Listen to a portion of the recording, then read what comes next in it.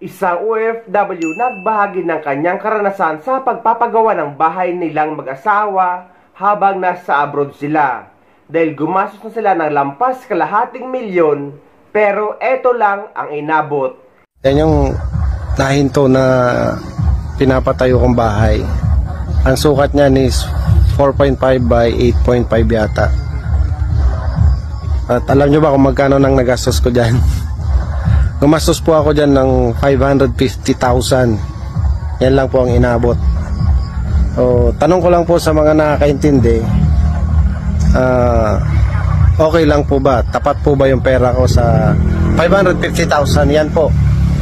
Naka-slab, poste, skeleton. Ang plano po niyan is up and down. May second floor po yan. So, 550,000. Tanong ko lang po sa inyo kung tapat po ba yung presyo nun. Yung nagastos ko, worth po ba?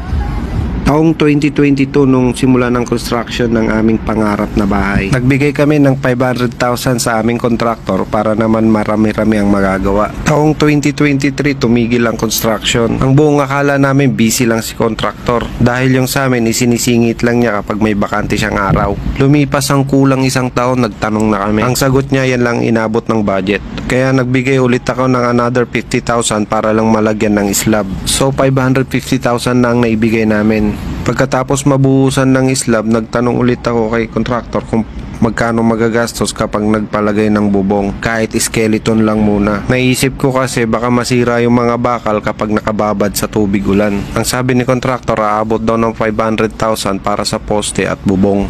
At doon na nga kami nawalan ng gana na ituloy yung bahay. Imagine yung 1 million namin, skeleton at bubong lang aabutin. Sa panahon na yun, hindi pa naman ganun kamahal ang materyales gaya ngayon. Dito nga po pala kami nakatira sa San Nicolas, Pangasinan. Siguro naman mas mababa ang presyo ng materyales dito, lalo na ang labor cost. Pero yung time na ipinapatayo namin tong bahay na to, kasama ko pa si Mrs. dito sa ibang bansa. Dito namin ibinuhos yung 2 taon naming pinaghirapan. Bilang mga OFW, hindi ganun kadaling kitain ng pera. Napakahirap. Lalo na't malayo ka sa iyong pamilya. Kaya napakasakit at malaking palaisipan sa amin kung bakit ganito lang inabot ng aming pera. Ito yung pinapatayo namin bahay. Ayan. Sa pagpapagawa ng bahay ay mahalaga talaga na dapat meron tayong mapagkakatiwalaan sa Pilipinas. Ako naman napaka-bless ko dahil yung tita ko ay talaga mapagkakatiwalaan dahil bawat gastos kahit nga simpleng pagkain ng mga trabahador ay sinesend niya sa akin ang resibo. Bale, 2 bahay ang napagawa ko sa Pilipinas at yung isa ay nagastusan ko ng 300,000 pesos na renovation sa lumang bahay namin para sa mama ko. At yung isa naman ay gumastos ako ng more or less 1 million pesos na bagong bahay na pinagawa ko.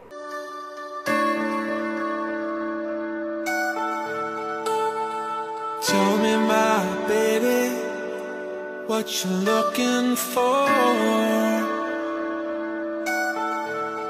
If it's the stars in the night sky, I can show you more.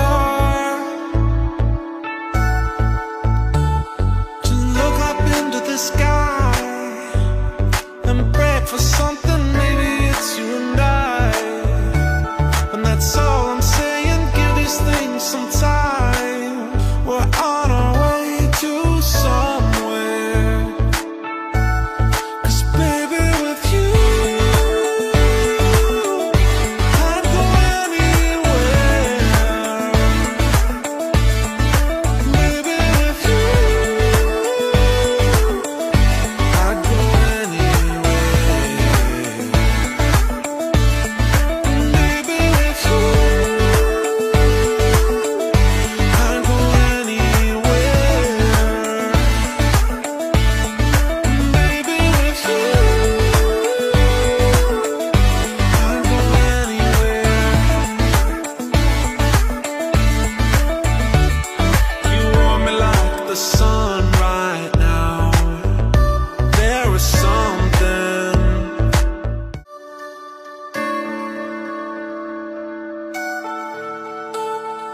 tell me, my baby, what you looking for? If it's the stars in the night sky, I can show show you more. To look up into the sky and pray for something, maybe it's you and I. And that's all I'm saying, give these things some time. We're on our way, we're on our way to somewhere. 'Cause baby, with you I'd go anywhere. Baby, with you I'd go anywhere. Baby, with you I'd go anywhere. Baby, with you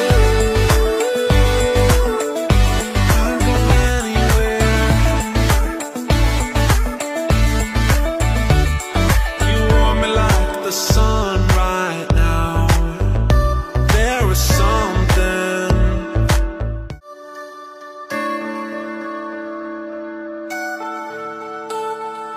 Tell me, my baby, what you're looking for. If it's the stars in the night sky,